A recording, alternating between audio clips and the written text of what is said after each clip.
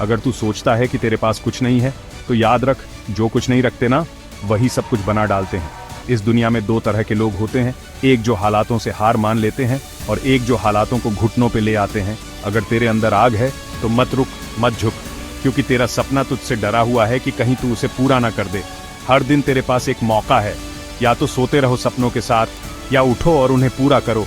अगर दिल में जुनून है तो वाइल्ड फायर हसल फ्लिक्स को सब्सक्राइब करना मत भूलना और कमेंट में लिखो, मैं रुकने वाला नहीं हूं, क्योंकि तुझे कोई नहीं रोक सकता सिवाय तेरे खुद के।